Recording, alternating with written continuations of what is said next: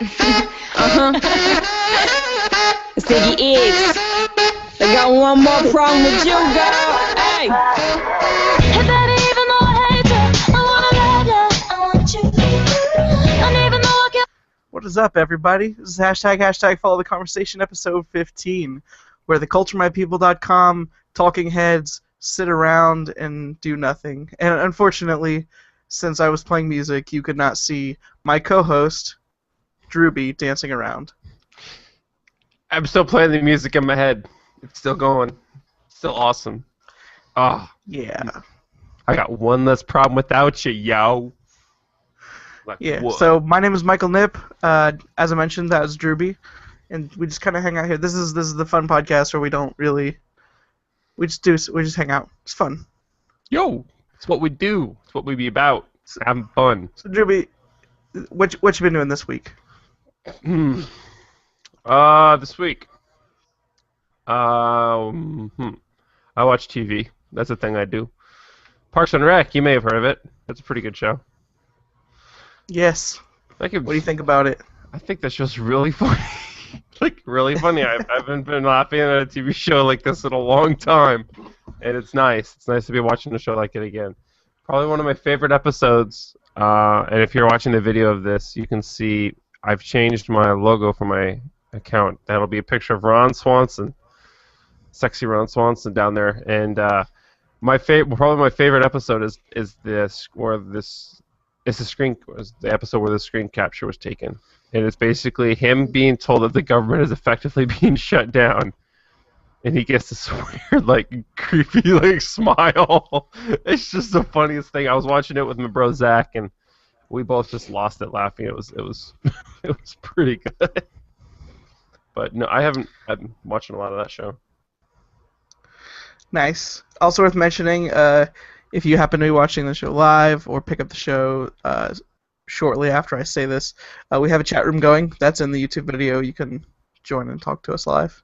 Yeah. Ask questions. That jazz. I'm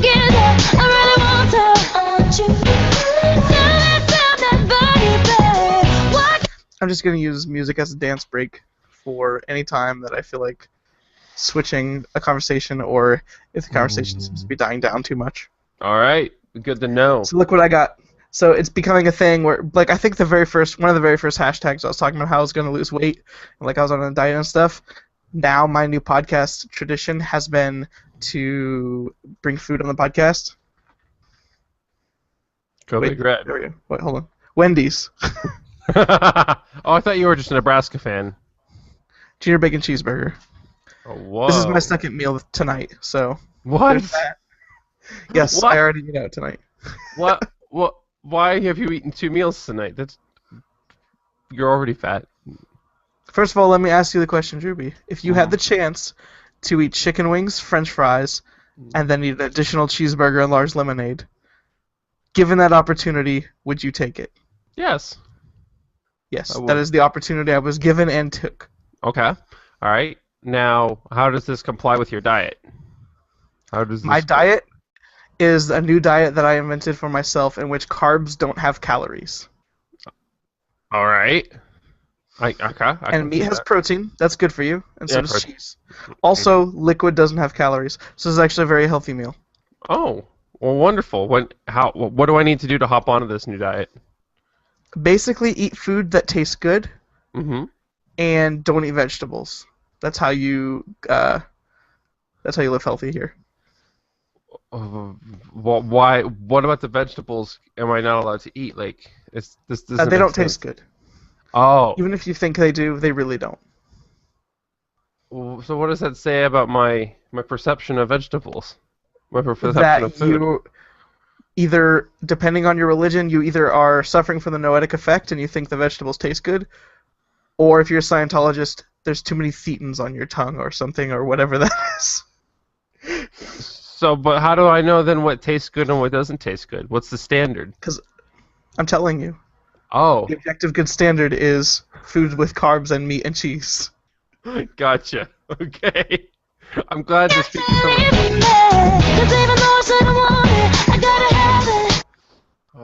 I just got cut off there, but whatevs. I didn't hear what you said. Yeah, obviously, 'cause you played the song over me. It's because you're lagging slightly behind. There's no amount of high-speed internet can fix that. Or can it? It's because I mean, I don't know. We could do the show in the same room. We've tried that before, and it just requires way much more coordination than we're willing to give. It's too much work. I just don't want to do it. It's not worth it. So, did you know that pumpkin is back? I don't know what that means. Like, do you mean the pumpkins, the fruit, or are you talking like a pumpkin spice latte? This is a pumpkin shake. This is a pumpkin shake, and I picked it up from Culver's this evening, and it was quite glorious. I'm still finishing it. It's I didn't actually get anything barely, but it tastes like a pumpkin. Basically, I saw him make it. You put ice cream in there, and then you just take this big, giant scoop of pumpkin, and you just throw it in there. And then you put a little bit more ice cream on top, and then you just blend it all together. It was interesting, and it makes me miss pumpkin pie. I'm ready for pumpkins to make their full force, come back in full force. I'm ready for it to get cooler because it was hot today. It was but we were very. supposed to get a cold front And it is supposed to be like 60 tomorrow, like 67 tomorrow. Wow, that's crazy. So tomorrow, when I go to my first football game for my brother, it may actually be football weather. It was actually all right. So I went to my first football game tonight for my brother this evening, and it was actually cooled down quite a bit towards the evening as the sun started going down, the cold front started coming in. It felt quite nice. I'm looking forward to that. I had to put in some service towards the football team. I was drafted as, I don't know what they're called, but in football, when you hold the markers for the first down, I was assigned to that pole in the last probably quarter of the game, last 20 minutes of the game. So I got to do that for the first time. That was interesting. Never done that before. Here's the thing that you need to know. If you ever decide to be that guy who's carrying those poles, carrying the chain to mark the first down, get the chain taut. So you're making sure you get your full 10 yards there. That's important. Very important. We don't make fun of referees on our podcast. Respect them. I've been a referee before. It is not a fun job. It's just lame. It's just lame all around. Can you say anything good about being a referee? I was distracted for reading Twitter. That's my bad. No, I cannot say anything positive about being a referee. I hated it in every way. Yes. And because what did you ref? I refed little kids soccer games. Okay. Like younger kids, like from 6-year-olds. Well, I guess high school games.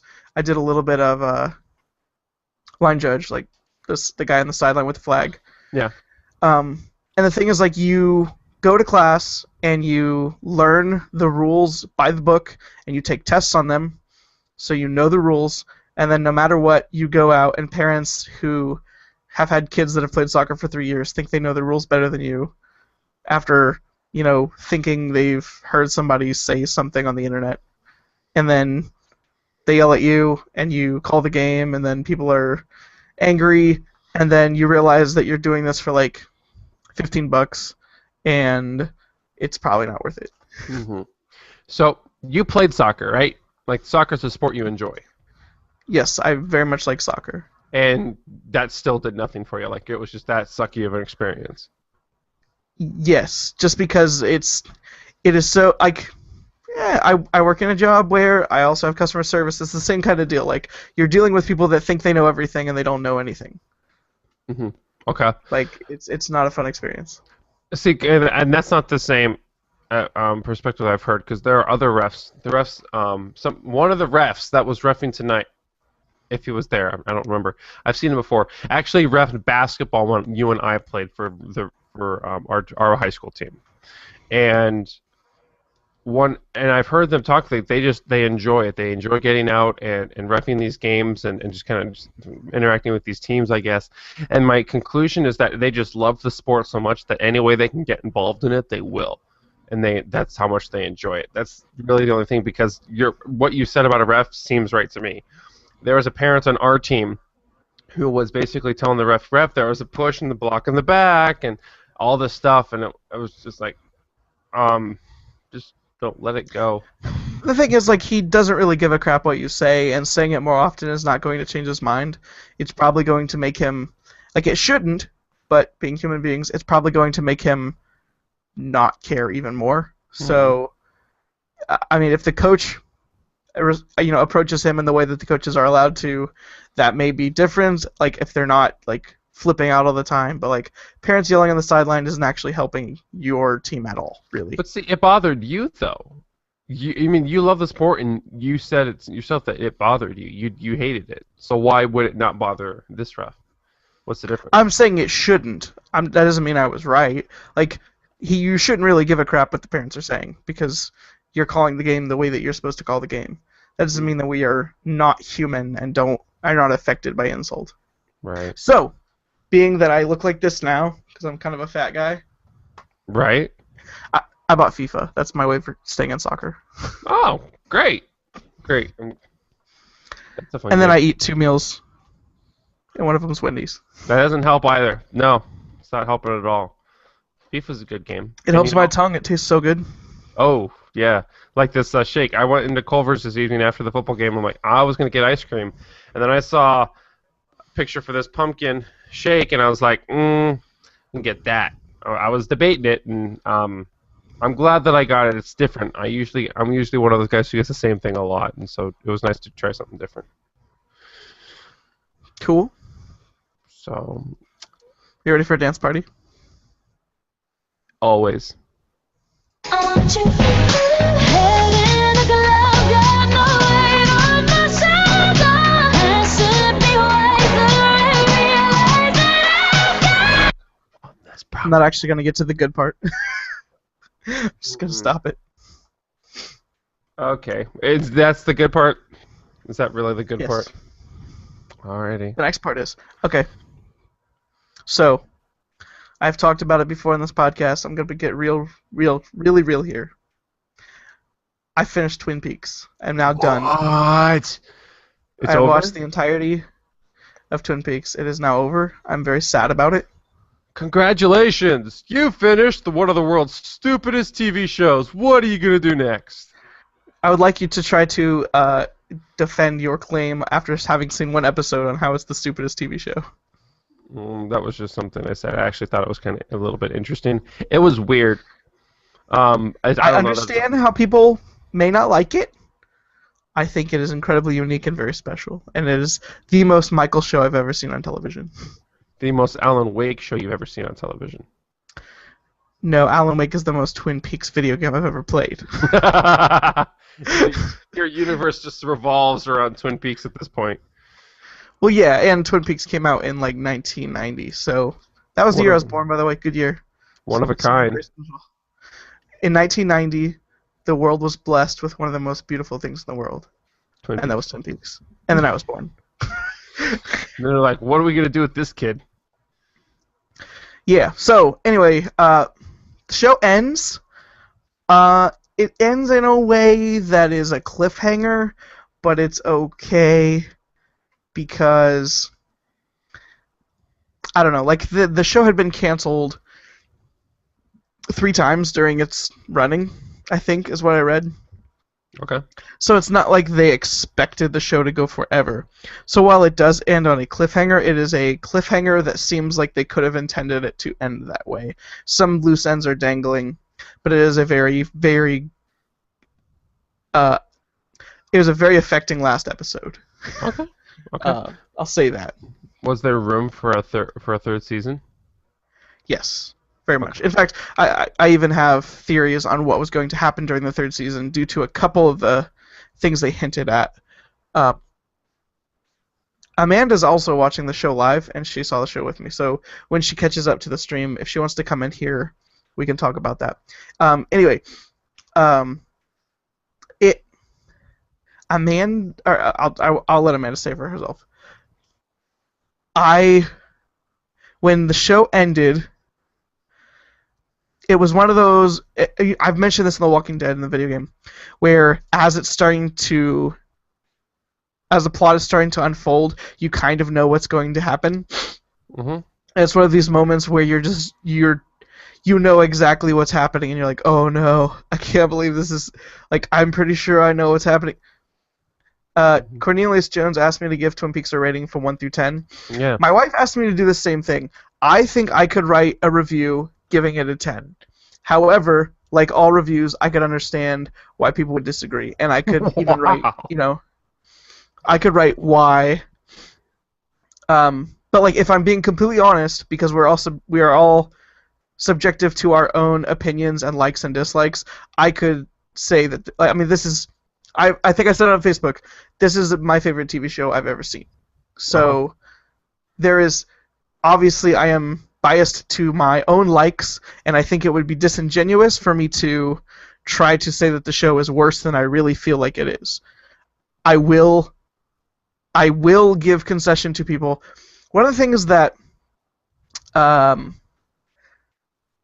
mention is, if you bounce on video games a little bit, you played a little bit of the Metal Gear Solid series, and you've seen a little bit of the Metal Gear Solid series that's on our sister site, Giant Bomb, right? Right. Okay. You remember the scene, like, so there's this big nuclear crisis plot going on, and like all of these underworld people trying to like start a nuclear war. And in the middle of the episode, this guy just starts talking about anime robots. You remember that? Yes. Yep. Yeah, so that's the thing that happens, that everyone's talking about, how ridiculous this is, and it seems so weird because it's almost like Cornelius J.J. Fish. I forgot to mention that earlier. Why Fish? Answer that in the chat. What was I saying? Oh, so it's almost like Kojima was given so much freedom that he was allowed to be extremely superfluous and what was the word that I used for Twin Peaks when it does those long... Indulgent. It was very self-indulgent in the way that there are scenes in Twin Peaks that have absolutely nothing to do with the main plot, and they seemingly last for extremely long periods of time. And it's like David Lynch, the creator, was just given so much freedom that he didn't give a crap, and he was just going to do what he wanted. And it was like, imagine Peter Jackson making a movie without an editor, which he already seems to. And he didn't have to cut the movie down to a specific length. Like, he could just keep the movie as long as he wanted to. That's what this feels like. It's just, he puts whatever he wants to in there, whether it may seem relevant to other people or not. And I think it works really well, because it's not like he was fine alligator, Cornelius, JJ Alligator. It's not like he was okay, so we make fun of Dragon Age for having to submit to EA because they're stuck under a budget or stuck under a timeline. It doesn't feel like Lynch was held under any such structure. He was able to do whatever the crap he wanted to, which included some extremely random stuff. All right, I'm gonna try to adjust this mic real quick. It's gonna change the sound. Oh, we don't want to change the sound. But, however, we gotta do this. Cornelius J.J. Fish points out that his name, I guess, is Fine Alligator Cornelius J.J. Alligator. Oh, I'm sorry, Cornelius J.J. Alligator. So, I don't know what that means either. I guess I'll ask him. Why Alligator? Once again, if you're not listening to the live show, if you're listening to this audio recording like a weenie tard, then you need to start following the live streams so you can chat with us live. So. Okay, you're married to me. You get up here. You're gonna have to get up right up on the mic. But only because you guys are married. Okay. All right. Close enough. That's close enough. Look at yourself. Look, when I talk, do you see how loud that is over there? Yes. That's still pretty soft, so you're gonna want to be at least this loud. Okay. See how look at that's how small you are. I'll try to talk louder. It's like, Yell if you have to. No, I'm not gonna yell. okay, what did you think when we finished Twin Peaks? When the last episode ended, what were your thoughts? I was gonna pee my pants. Why was that? Because I was so freaked out. So it ends on somewhat of a horror note. It's terrifying. It is a very creepy ending, and like I said, it's a cliffhanger. So they kind of let that go, and it's just creepy, and it ends that way. And you said you might change your mind on it. And I did. So now you like the show. Yes. Do you know why that changed? Was it just because it was the scariness of the moment? Yes. I was terrified. So the I fact don't want to that give it Go ahead. the fact that you were afraid changed the fact that you liked the show?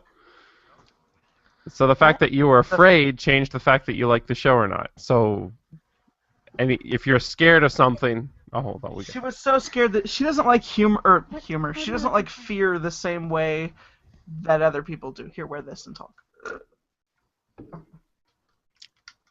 Talk to Drew for a second. How? we're switching things around. Hello. Hi. All right, so the fact that you were afraid of the episode changed the fact that you liked it? Like, it just freaked me out so much. I didn't like being that scared at first, but it was actually a decent ending. Okay, so if it hadn't been scary, you wouldn't have liked this show. No, I think it had to be scary. It just scared me too much at the time. Does that make any sense? It scares you too much, so you like it now. Yeah. Okay. But like, it freaked me out too much for, like, midnight. You know? Yeah. I felt the same way about Insidious. Yes. And so, okay. So what I'm gathering is that you enjoy being scared then. Yes? Odd. Yeah. I think so. Odd. Did you? Was it the last season, the last episode, this scary last episode of the show? That was what set the bar for you, and that you ended up liking the whole thing. Well, no, I liked the whole thing. Like, I enjoyed the entire show. I was just afraid that there would be too many loose ends by the end of the show, that I would be really disappointed and be sorry that I watched it because there were so many unanswered questions. It doesn't feel like it was too crazy, though. No. Like, I feel like if it was going to end on a cliffhanger, it did it very well. Okay. All right. The last episode contains so many scenes of close-ups just looking at people's face. It is such a ridiculously weird episode. I literally yelled at the TV like 3 times because I'm like, there are loose ends to be tied up here, and you're wasting time watching an old man walk back and forth between like the water filter and the door to the bank, and it was driving me nuts. Like, there's an actual 5-minute scene, and she's not kidding, where it is an old guy who is slightly slow. He's not as agile as a young person, and the scene is just him. He's at a desk, and somebody talks to him, and he walks over to them very slowly, and they ask him to get something for them, so he goes and he walks slowly back, forgets something, walks slowly back, talks to the person, walks slowly, and the entire time there's an extremely stressful situation. Like, imagine you're watching Star Wars. I can say this because this is a nerd podcast. Imagine you're watching Star Wars, and you know how it switches between the lightsaber battles and the spaceship battles at the very end, and it's cutting between all these intense action sequences? Yeah. Okay, so imagine like you're watching the lightsaber scene between Darth Maul and Obi-Wan Kenobi and Qui-Gon Jinn, and it cuts away from the lightsaber scene to show the owl from the Fox and the Hound singing "The Best of Friends." That would drive me like, nuts. What the heck is going on? I don't want to see this, but like it works so well as a suspense builder that you're just like, oh my goodness, I just want to see what's gonna happen. And then that scene does end up being like a ridiculously crazy scene at the end, but like it all builds up to this crazy climax that is a little bit creepy. Like it's a little bit scary. It's very scary. And I think it works really well. And so we've been listening to our Twin Peaks podcast. We've been doing all kinds of. I've been trying to like do research on Twin Peaks. I looked up like Twin Peaks T-shirts. I love the way that the show ended.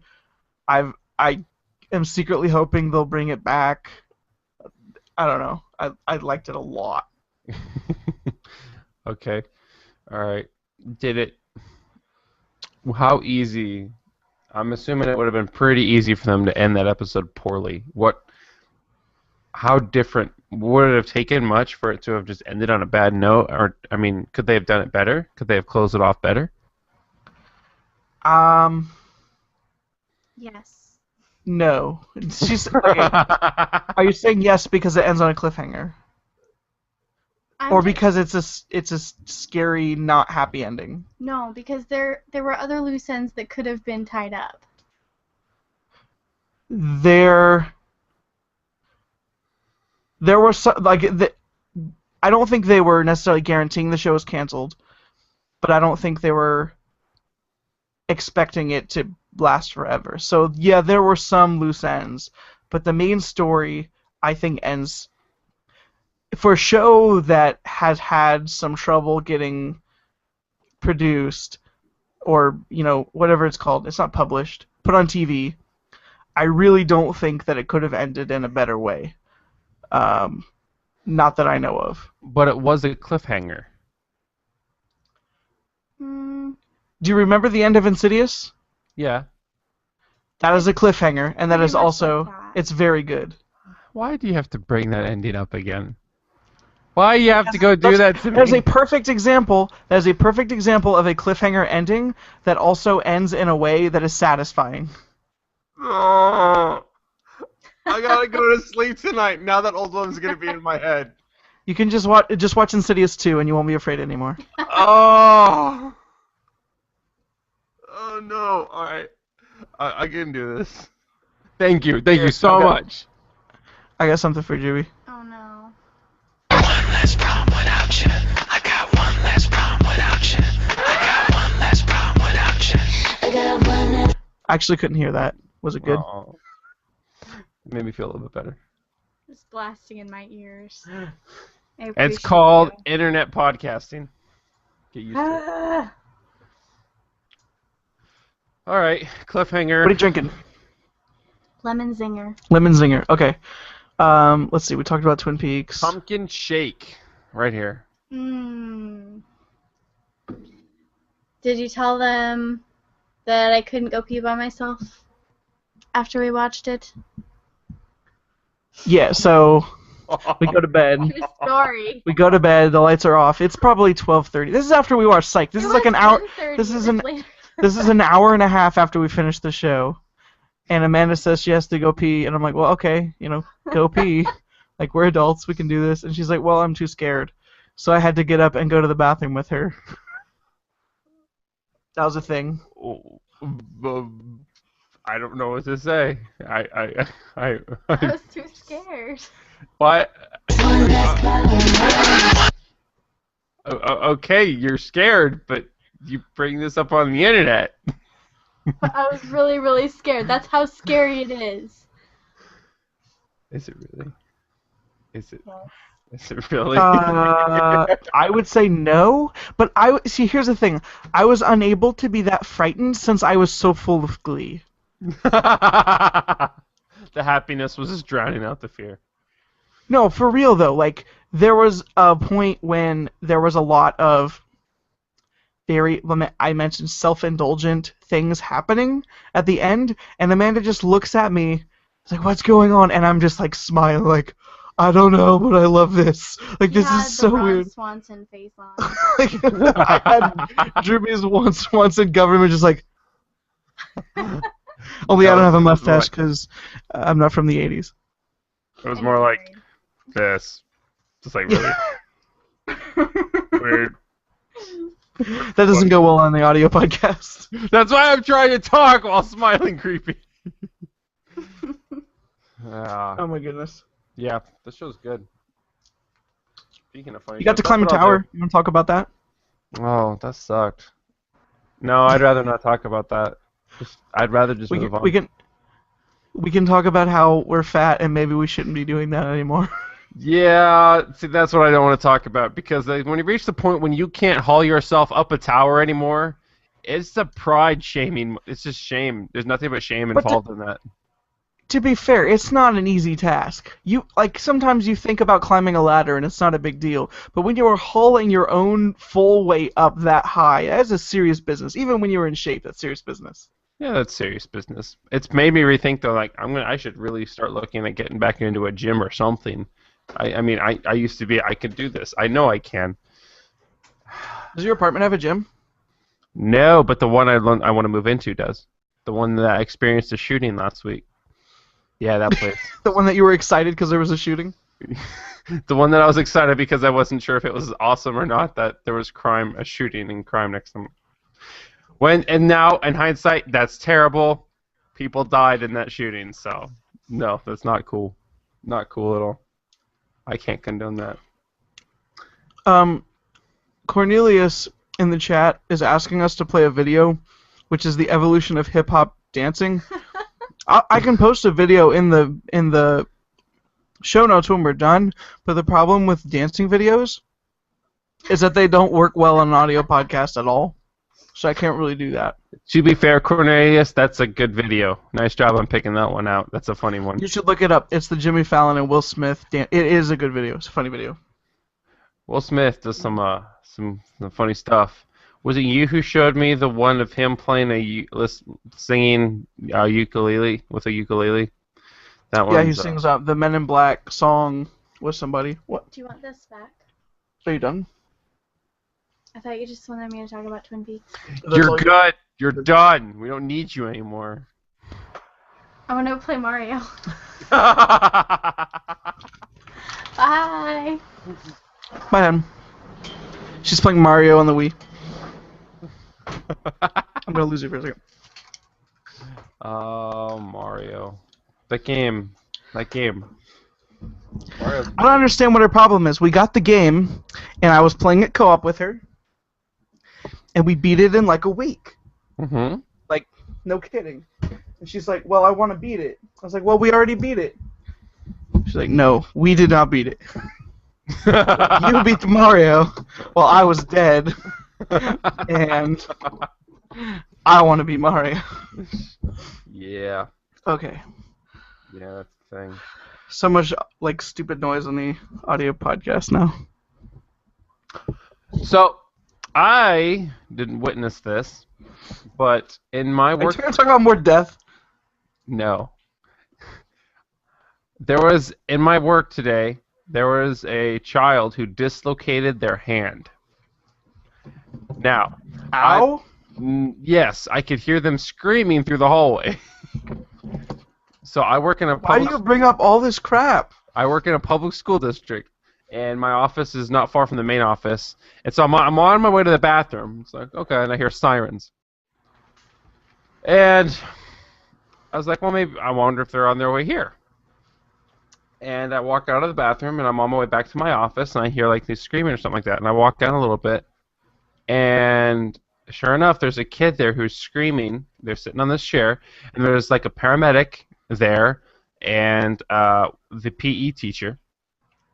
Yeah, we'll call it PE.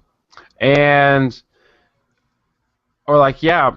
So I go back in, and I start talking to my coworkers, like, yeah, this thing's totally going on over there.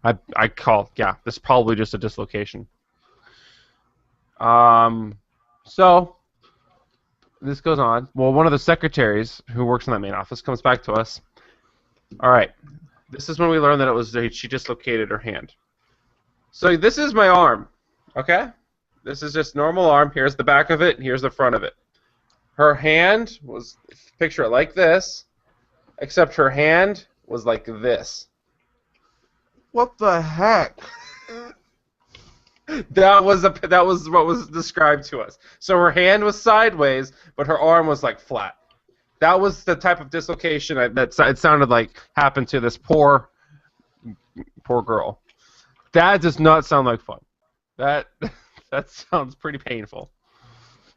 As someone who has experienced a dislocation yourself, does your knee hurt when you see things like that or hear things like that? Sometimes, not really dislocations like that, but when people talk about their knee problems, that's when I start grabbing like my knee and be like, ugh. But if someone's like, yeah, I dislocated my hand or my arm, I'm like, oh, that sucks. But then it's like, no, they dislocated my knee or I have knee problems, and I start thinking about it, and I just like grab my right knee, and it's like, ugh. Yeah, it was. My dislocated. I don't know. Have I told that story on the show before? I don't know if I have. If you have, it's been long enough that you can again, but before you do, for Cornelius, I'm going to play this clip. Or clip song.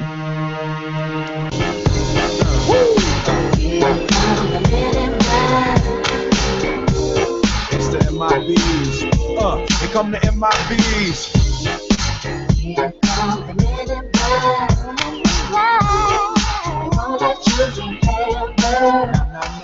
The good guys dress in black, remember that, just in case we ever face to face and make contact. The title held by me, MIB, means what you think you saw, you did not see. Alright, go ahead. So, you dislocated your knee. Let's hear the story. Alright, so, this is back in high school. We're in practice. You were there. We're just scrimmaging at this time. We're just going back and forth, playing some basketball, divided up into two teams. And we're going back and forth, and here's what I remember. And this is what I remember based on, also combined with what people have told me actually happened. Someone went up for a shot. This was like either like a free throw or a three-point or whatever. They just did a little pop shot, and it goes up, and I go up to rebound the ball with like three other guys. We're all going for this thing. And as we all come down, we all land in like this pile. And I don't remember, and all I remember is looking at the pile and then like looking down at my knee. I don't even know if I felt it. I must have, otherwise I don't know why I would have looked at it. But I looked down, and my kneecap. So let's pretend that this is my knee. Here's the kneecap. Was here. The kneecap was out here, and it was just like looking for. It hurt like a mother. It was terrible. It was. I was there. It was a very disgusting thing for me to have to see. It was very traumatic for me. So Drewby, I think you should be a little bit ashamed that you put me through that when I was at such a young age. I know, man. All right, it's time to let's clear the air right now. Live, we'll record it. I apologize for making you go through that. I apologize. I am sorry. Now, I forgive you. See, this is how you do, folks. You just gotta talk about these things. Right here, we're demonstrating this for you. So the next thing I know is I'm sitting there, and all of a sudden I start flipping the heck out. I start like yelling. I think I yelled at Coach to get over there. He's like. I remember, I think he was like smiling or something like that, and he walks up and he's just like, oh, I don't know what's going on. I'm like, get over here! And he's like running up, and then I don't remember if it was him, but he sees it, and then he's like, and then one of our friends, his dad was there at the time, and he gets down, and eventually they're just sitting there talking, and I'm just lying there, like, oh, I was in so much pain at the time. And then the guy, this is also one of the things I remember. One of the dads was like, I just want to like push it back in. I wonder if we could just push it in. I remember like, don't touch it. Don't you touch this. This is going to screw it up. I just didn't want anyone. And so they ended up taking me off the court in a stretcher, and I got to got my first ambulance ride. And they took me back to the hospital. Now this is where the story gets actually interesting. As if any of this wasn't. I mean, dislocated knee, right? This is very interesting. I get to the hospital, and I'm sitting there in the emergency room, and they're like, "All right, we can put it back, but before we put it back, we're gonna take X-rays of this while it's out." They lost the X-ray machine. This is Oops. this is the Nebraska Medical Center, one of the biggest hospitals in the region. They could not find the X-ray machine. And so I am sitting here doped up on who knows what, and they're all going around trying to find this, like, yeah, we can't find it. It was supposed to be here, but, like, one of the things I think I remember about that was, yeah, it wasn't in that closet. Like, they moved it somewhere. We have no idea where it is. And so they end up finding it, and I remember when they finally walked in, these two nurses are walking in, and they're chatting about probably some boy or something, and I'm just like, get this over with. This is done. Ugh. So they finally put it. Am I right? Oh man, doctors. They finally put it back, and then like the pain relief was almost immediate. And then I was in a cast, not a cast, a brace, a very secure brace for like the next like 2 days, and I was limping around for at least a week, recovering from that. So that was the highlight of my high school sports injuries. And then I didn't play basketball for 2 years. I'm gonna play a song that's what it reminds me of. Okay. Like a surgeon, cutting for the very first time. We lost the X-ray machine. Like a surgeon, organ transplants are my line. Better. you heard this song before? I have no idea what that was. As a Weird Al's "Like a Surgeon" parody, it's talking about a surgeon that, like, he's a very incompetent doctor. He doesn't know anything. That's what it reminded me of when you said the doctors lost the X-ray machine. Yeah. So, modern medical science, we've made all these advances, but we can't keep track of our own X-ray machines. What's up with that? Really? It's tough. That's what happens when you put it on wheels. It goes anywhere. When did we invent the wheel anyway? A long time ago. Like before I was born. So there's this thing that's happening tomorrow night, I think. We were talking about how fat we are. Did you know that Long John's... No, nope, wrong restaurant. That's a totally different restaurant. Amanda will not like that. Red Lobster. The opposite, the antithesis of Long John Silver's. Has endless shrimp, which is one of my favorite things every year. I sit there and I eat generally over 100 shrimp by myself. I've never done this before. I've never been to an endless shrimp buffet. Or they just keep, not buffet, but you know what I mean. So you sit in a chair at a table and you say, I want the endless shrimp. And they say, what would you like to start with? And they usually have, like, I think it's 4 or 5 different types of shrimp, and you can pick some. And then they go back, and they will also feed you biscuits. Now, here's the goal. If you want to eat more shrimp, don't eat more biscuits, because they will feed you biscuits the whole time, because it's very cheap for them to feed you endless biscuits compared to endless shrimp. Right. So I recommend that you eat at least 1 or 2 biscuits, because those are incredibly, incredibly good biscuits. Okay. But then, after you've had your fill of the biscuit, you cannot eat any more biscuits because that will fill you up. Those carbs are way, way filling. Then, as you're eating the shrimp, they'll come by and say, would you like some more tines? And then you basically just put them on order, and they just keep bringing it until you leave. This sounds awesome. Sounds really yummy. I've heard about parts of the country where they try to limit that, but that has never happened to me yet. Like I said, I've been there with my dad, and we've both eaten over, I know it was over 120 shrimp each, plus all the other people that were with us. So imagine the truck that they've got to bring in that day to make sure that many people can have a whole bunch of shrimp. They probably fish them from the river straight, the ocean. The ocean of Nebraska. The ocean of Nebraska is called the Missouri, and raw sewage gets dumped into that. So I'm pretty sure there are no shrimp that we'd want to eat live in that thing. Maybe there's like radioactive shrimp. Radioactive shrimp. So are we gonna get superpowers tomorrow?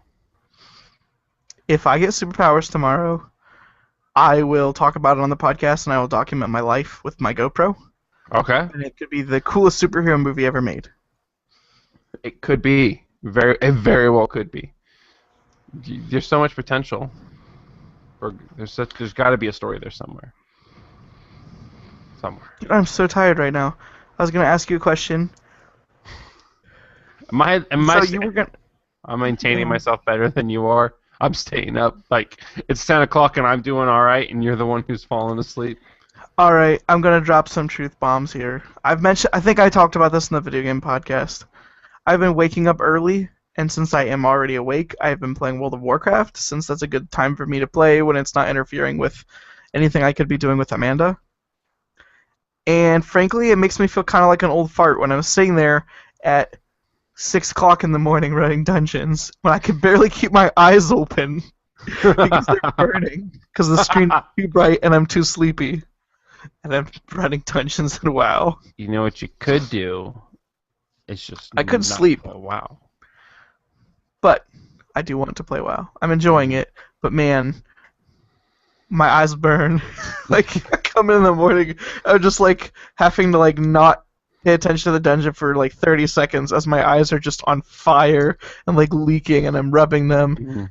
I tried to turn the brightness down on my monitor, but it was too bright to look at for very long, so I closed the window because it was white and my background is darker. Right. Like, it was one of those. Man, all right. So Cornelius brings up a good question, and maybe you've thought about this, but I haven't. If you could have any superpower, what would it be? I find it hard to believe you've never thought about this. I'm thinking about it right now, and I'm not sure which one. Like, am I allowed to model myself? Okay, go ahead. Okay, so I think I would just pick flight, assuming that flight was fast. Assuming you could fly at least as fast as a car can drive. As opposed to Mutants and Masterminds flight. Which is like... Yes, there's a version of... Yes, Mutants and Masterminds flight, which you can fly like literally the same speed you walk, and that's as fast as you can fly. That's ridiculous. Damn, okay. Does flight imply super strength? No. I think generally every superhero that I know of that can fly in comics has super strength, but if we are making our own superheroes, I don't think that we would assume that you could fly and you have super strength. Because that's kind of I don't know if this is canon or not, but in the new Superman movie, that's what they attribute it to. Is his ability to fly comes from his strength and his ability to defy gravity. Is there any other logic to that? Because that does not make a lick of sense to me.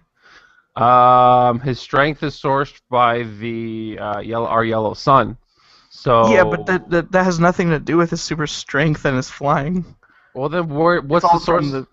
So then, what else would your source of flight be other than the strength that you could defy gravity?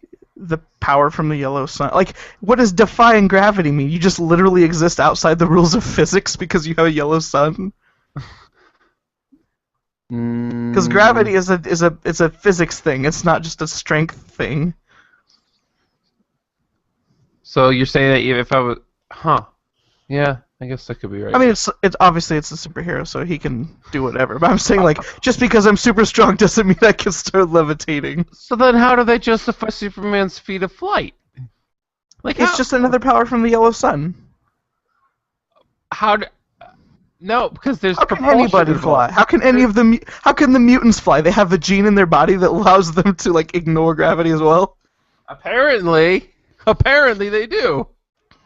Unless you're the Human Torch, and then you can just use fire propulsion from your feet, and that makes sense. Iron Man makes sense. He's propulsion from his hands and feet. Superman, Superman don't make any sense. Here's the thing I have to address. I used to say that I wanted psychic powers until I realized what a burden and what kind of moral dilemmas you could get yourself into if you could read people's minds. No kidding. And if you could coerce them against their own will to do something, because I think that is jacked up as heck. Like, I once got in a giant... Okay, so I was playing D&D once.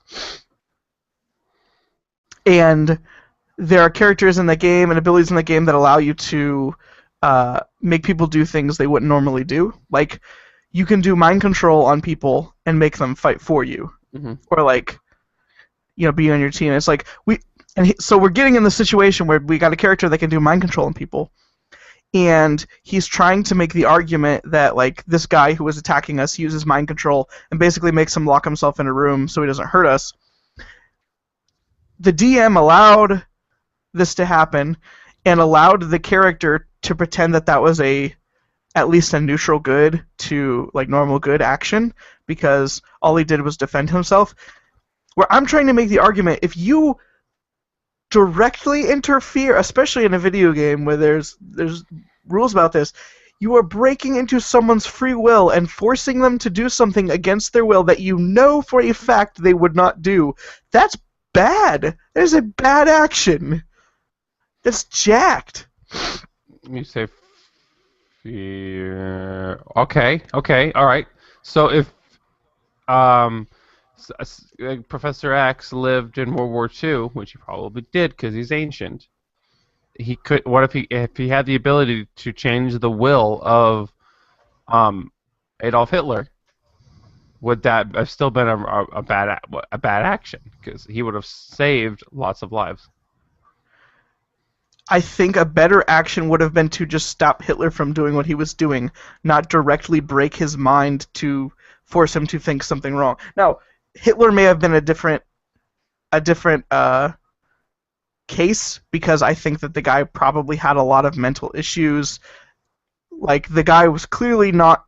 He had more wrong in the head than just his idea of these guys being a bad guy. We were a bunch of rogues in D&D going around stealing things, trying to save the world, but we were also breaking laws and stuff, and so he stops basically a guard from killing us, which is his job, and his job to protect the city, and convinces him to go lock himself up in a room. So I understand what you're getting at, but I still think there is better ways to do that, like maybe just overpower the dude and lock him up, and then let him, I feel like it is a very, very, very personal invasion to directly jack someone's free will and take it away from them. Especially in a fantasy setting. Yeah. Okay. All right. Anyway, so that was why I picked psychic powers. Just get super sketchy for me. All right. What would you pick? Okay. You can ask a question if you want to. I would like super speed. I think that'd be cool. Like a Flash, like speed or something. You're wearing your Green Lantern shirt. Do you want to go switch to your Flash shirt? I think it's dirty. Oh, lame. Whatever that means. You wear a shirt one day and you're told that it's dirty and you can't wear it again. I mean, whatever. What's up with that? But I do have I've never seen the dirt. I know, right? But I did have a thing. You said that you wanted to fly, but you have super strength. So if you're flying but only if the flight was like you could fly fast.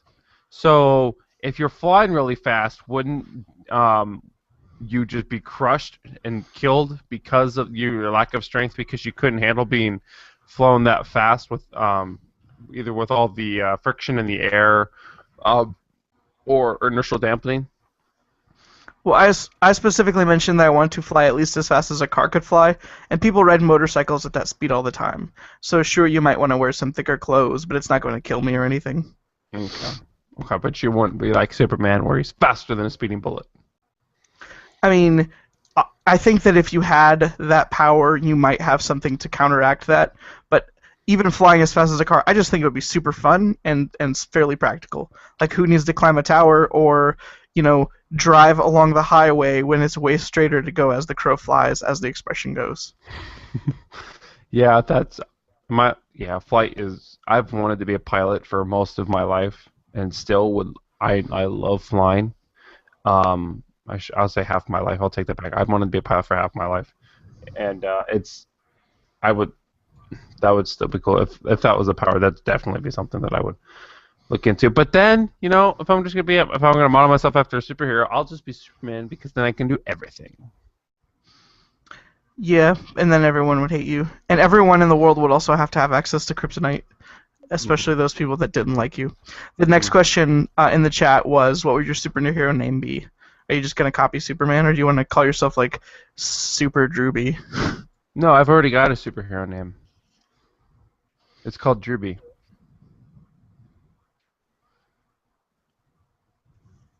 Give me all your gosners. This patient's fading fast. medication. I think if I were a superhero, because of my fairly furry external Carcass. epidermis, I would call myself the Magic Carpet, which was also a nickname that I was temporarily given in high school for the same reason. I didn't realize that you.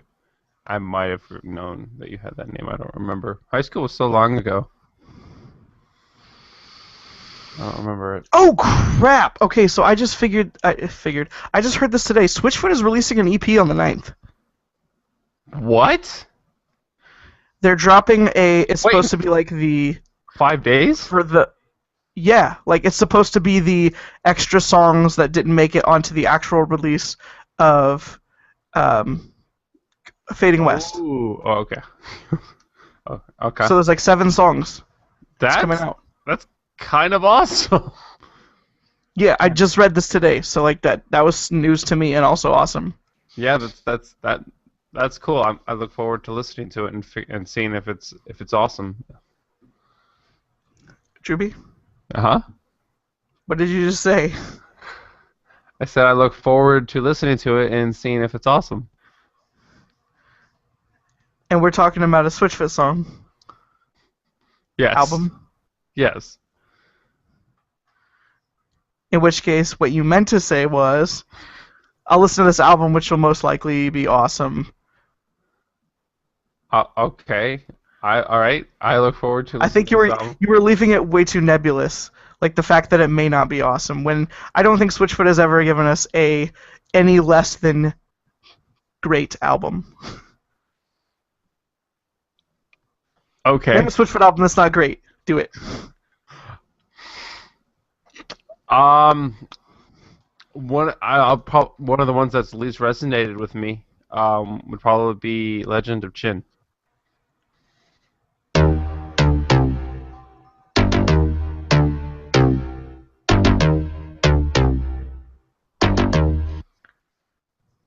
What's that pun? That album is not. It's still great. It's still great. It's still great. Yeah, it's not. It may be like their weakest album. It's also their first album. It's not that crazy that it's not as good as some of their later stuff. No, but I'd say it's not. I'd have to go back and. It's still a great album. Listen to this. 1, 2, 3, 4.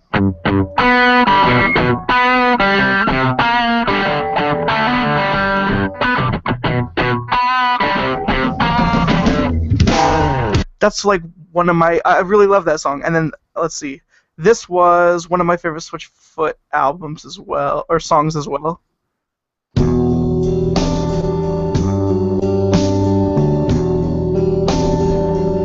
gonna skip ahead a little bit. There's so much. Ask me for what am I living in a place that I'm willing to die for. That is a great song. Yeah. All right. That's a great song. Yeah, that's really Got good. Bomb, Underwater. Ben Hur's a good song. It's funny. It's different. Thought that it might have been her. Playing it here. Share the joy, better or worse. And I thought that it might have been her.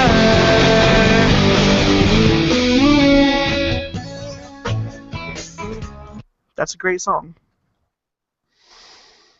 Yeah. Okay. All right. All right. You win. I don't. It's one of their weakest one, but I can't. It's not a bad album. No.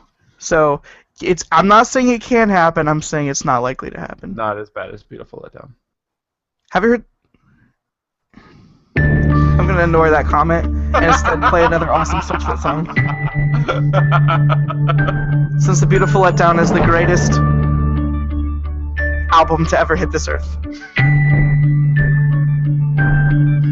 You've been living life like it's a sequel, and you're already bored with the plot. As if the cast and the score are more money than before, but the script and the backdrops are stock. Oh, it's such a good song. What is that? That is from a bonus pack that I got for Big in their fan club. So yeah, I'm biased. What? That lyric was amazing. It's an amazing song. Here we go. I'm gonna play it again. We've got the rest of our lives to regret all the words that were said here tonight, but I'll bet that in the morning, will find us in bloom. So come on, come on, come on, let's not be our parents. Oh! I want it. I gotta go get it. I can't play the entire song. Yeah, I don't know if you can find it. It's called "Come On, Come On." Oh, I gotta find it. Is that the only song that you've gotten from them? No, it was just a 3-pack thing. The other one is "Sound in My Mouth," which is this one. I'm the crook who robs me. I'm my own adversary.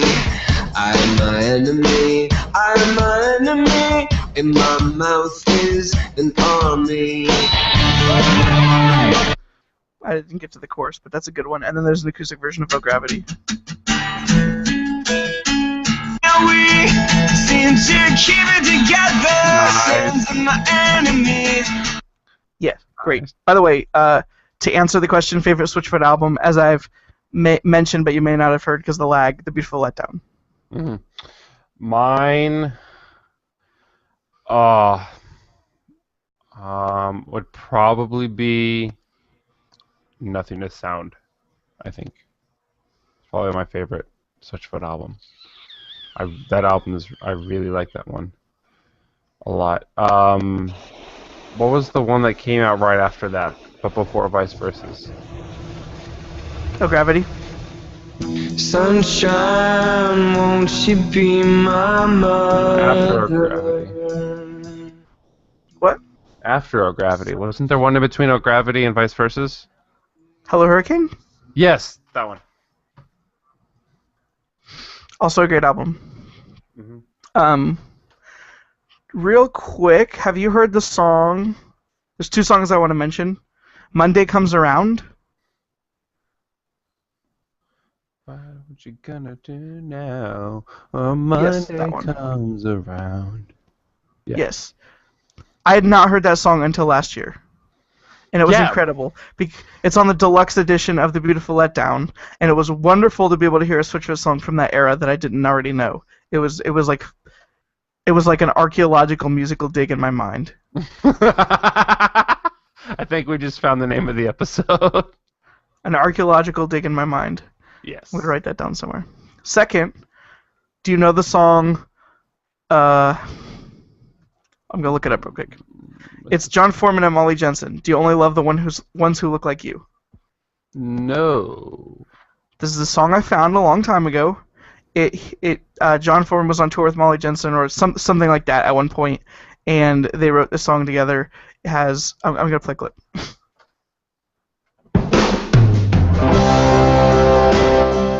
I'm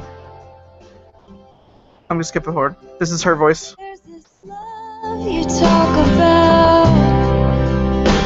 Did someone hold a gun? Okay. Okay, I'm going to try to find the chorus. Love her. Did you leave her cold? Did you see her through? And then the title line. Or do you only love the ones who look like you? Okay, so then that plays, and then you get to hear the melodious tones of... Where are you now? Are you afraid of being found? And then they basically sing the song as a duet.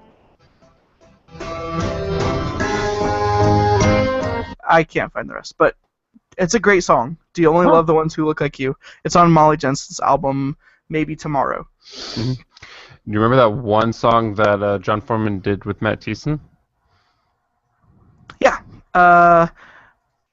He did it with Reliant K and Ruth, and it was called. I just listened to it today, literally. What do you? I literally listened to it today. I literally just listened to it today. I know. Habitat for Humanity Rebuild. I have it here. Okay. That wasn't. Away from home. Oh, I haven't listened to the song in forever. I forgot that thing existed. Whoa! Oh, I'm gonna go find this.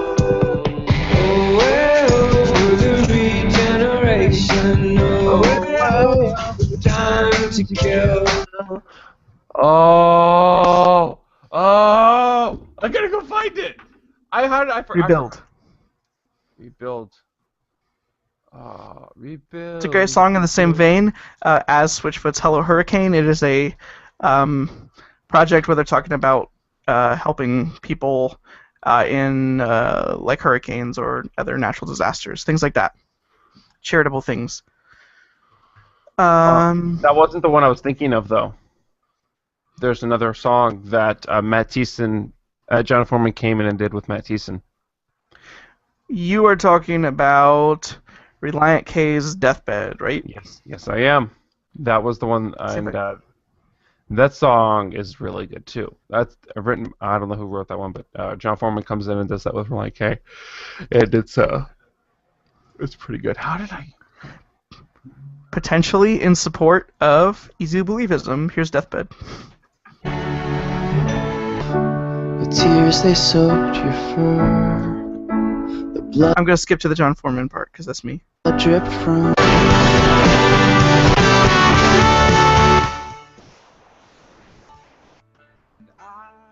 And the truth embrace me and understand.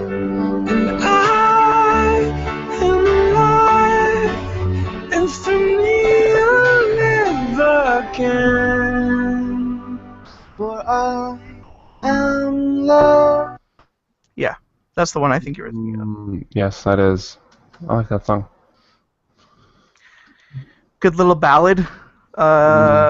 11 minutes 4 seconds long. Looks like long one. Yes, that the song is long, but it's really good. It's worth it. So. Drewby, what is your favorite band? I'd probably have to say Switchfoot. What is your second favorite band? See, I like a lot of different bands. Reliant K was my number one for a long time, but they've kind of I just haven't really been really into them a whole lot recently. Their newer stuff. Their new albums. Hold on. This last year.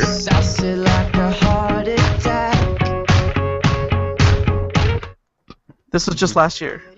Right. I like this album.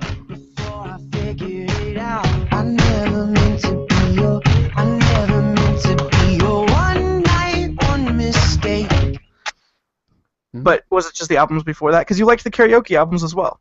Yes, I did. It's just I came to the realization that Switchfoot was a better band. That's kind of literally what happened. But what I'm saying is, would you still not put them as like your second? They'd definitely be like in some of the top list of my favorites, but I don't know. I haven't really given much thought to a second. Like I really like Amberlin a lot. I really like Ed Sheeran as an artist. A lot. I like to listen to. Okay, I'm gonna come out and say this right now. I'm probably gonna get flack for this, but whatever. I know what this is. You're gonna say. I'm gonna hold on. I got this. Okay.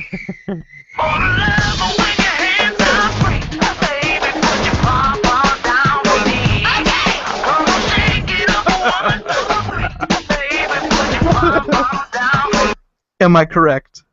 Yes. Yes! I am kind of I like the Jonas Brothers and I like their albums. I like listening. I cannot fault you for that, as I also like the Jonas Brothers. I will admit it. It's one of those bands. I've told you this before. It's been years since I mentioned this. The Jonas Brothers is one of those bands. They were, and for me back in the day, and I hope that they still are. Is one of those bands that I can listen to, no matter what mood I'm in, and I will always enjoy them. I'll always listen to it. Like Switchfoot, being my favorite band. I'm not always in the mood to listen to Switchfoot, but I'm usually I can usually get by and just listen to a Joe Bro CD. And enjoy it. It's actually really exciting for me because within the last week, their albums got put back up on Google Play for the first time, and so I've been able to go back and listen to a bunch of their stuff. And so, do you have a clip of something you want me to play? Do you want me to a specific Joe Bro song? Oh, what's the one that I'm singing all the time? I think it's off of their one album. Let me pull it up. Love Bug? No, it's off of the second album that they did. I may not have that one here. Oh, come on. My computer's being really stupid right now. Okay, here it is. The name of the song, the album is a little bit longer. The one I've been singing a lot recently is One Man Show. I'm not familiar with that one. Oh yeah, you can count me good. I'll pick up my phone. Find a one-man show. Oh yeah. I think that I prefer this one. Pushing me away. You pushing me away. Stop. Tell me the truth. Yeah, I think that's one of my favorites. Between this album and the one after, or the one that released after it, Lines, Vines, and Trying Times, those are my two favorite albums that they did. Then they released, within the last couple years, last year, 2013, they released two singles. One was Pom Poms. You played a little bit of that. The other one was First Time. And both of those songs I like too. So I probably get flack for liking them, but that's just just kind of, I guess, like a guilty pleasure, if you will, although I'm not really guilty about liking the Jonas Brothers. So. Do you like the Jonas LA CD? It's not one of their better ones, but it's got some good stuff on it. Like I said, it's just one of those things. I could put it on right now and listen to it, and just be totally fine with it. So, their first CD is definitely the weakest. They were definitely still coming into themselves as musicians. When you write songs like SOS, you've got like SOS. Yes, the first song on the first CD. I'm trying to find it. Told you I made dinner plans. Listen to this first line. And no one else. That don't include your crazy friends. Oh, I'm done with awkward situations, empty conversations. This is an SOS door. Yeah, that's not as good as I remembered it in my head. Nope, it's not. Yeah. I'll play this one because I know that I personally know some ladies like Nick's smooth voice on this song from the Jonas LA CD. Okay.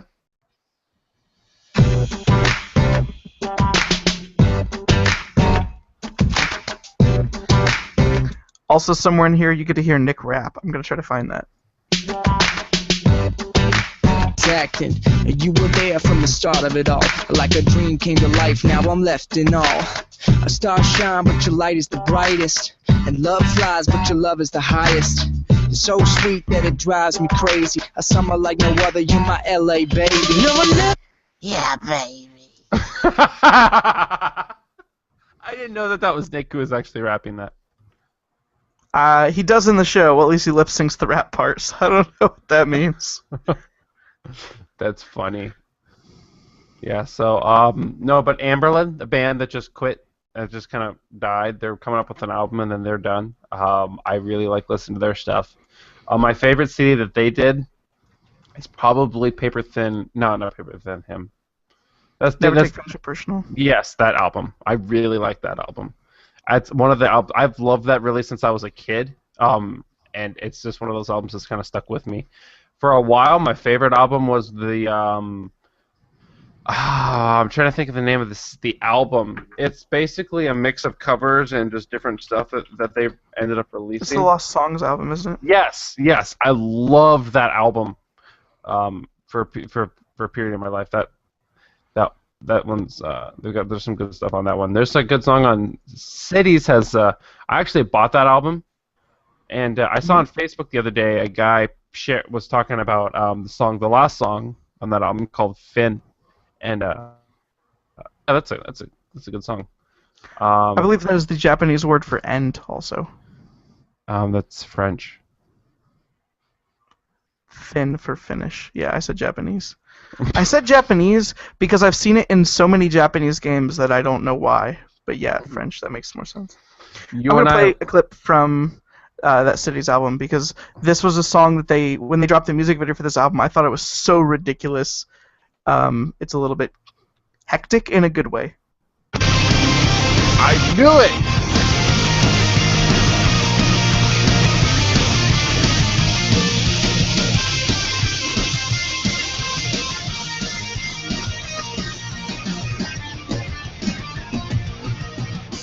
Burn it down, Neverland. Yeah, like that's really good. And if you don't check out anything on Never Take Friendship Personal, at least listen to probably my favorite song on that album, Paper Thin Hymn. That song is really good.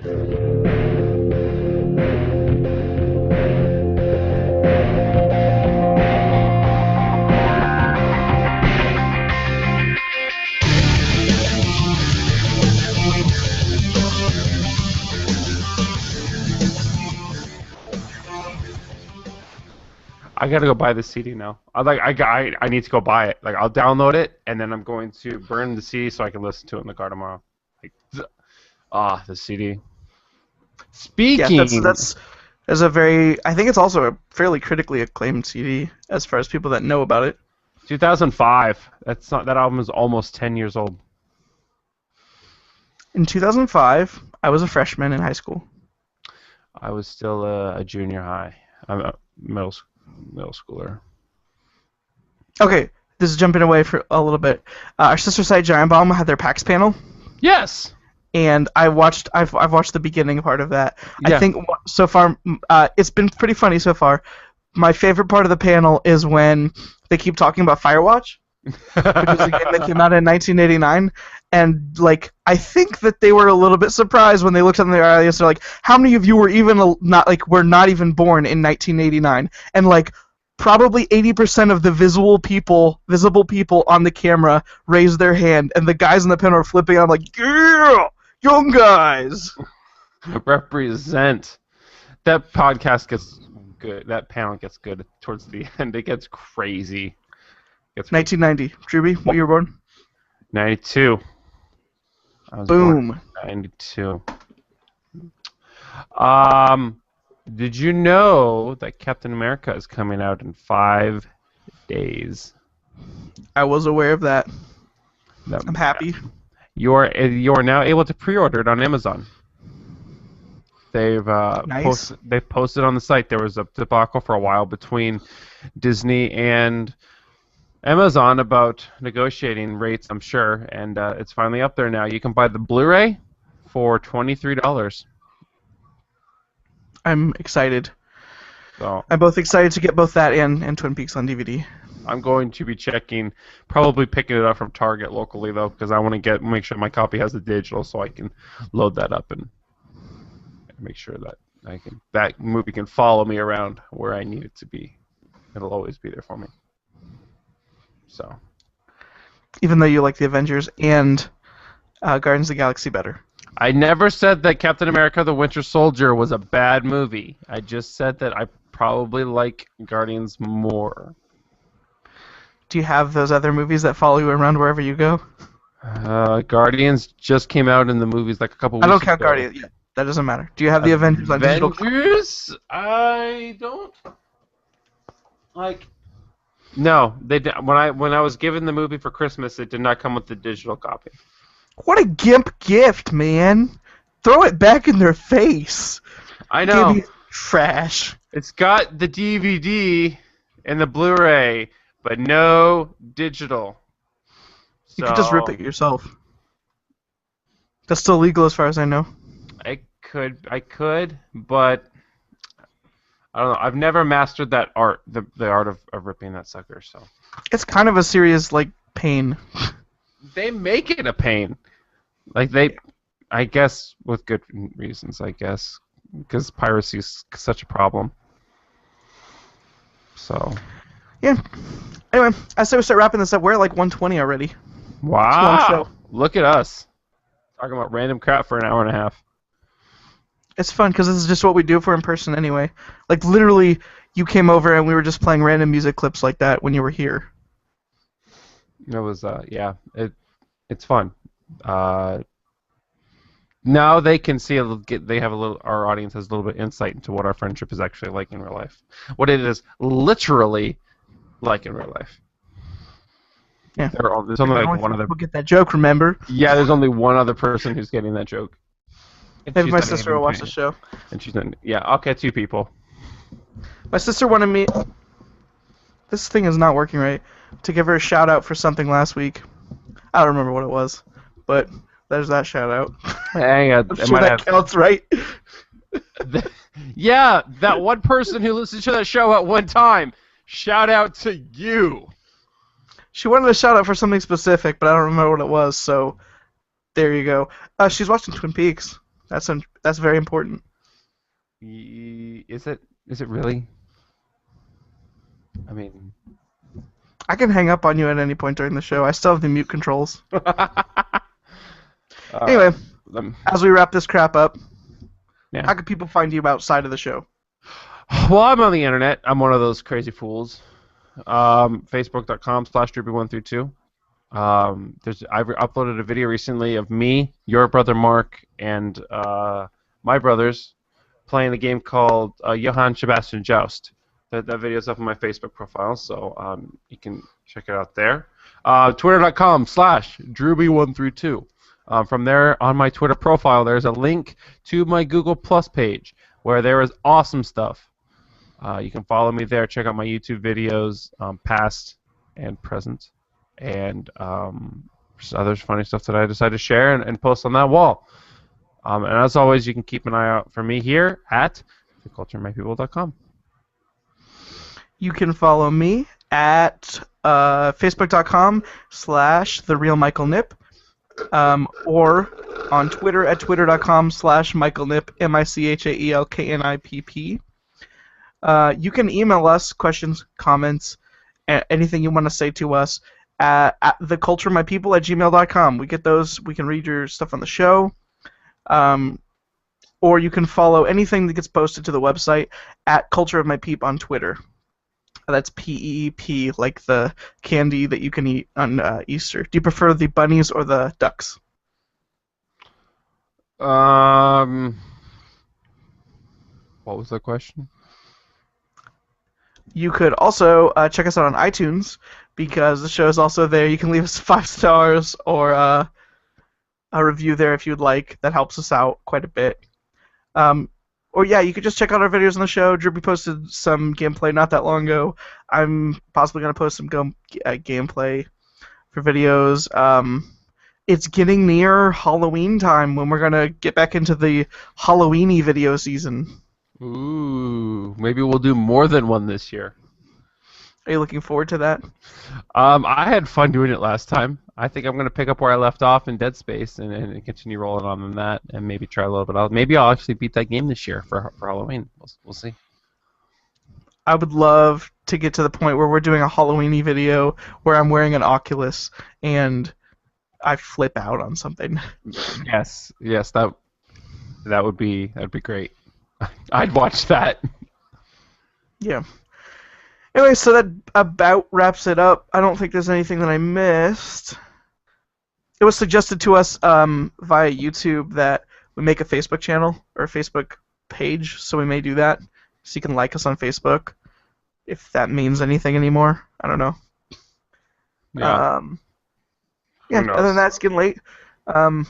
Everyone else have a great week, and until Tuesday when we do our next show, or Thursday if this is the only show that you listen to, this has been #follow the conversation episode 15 with me, Michael, and my co-host, Drew, bye.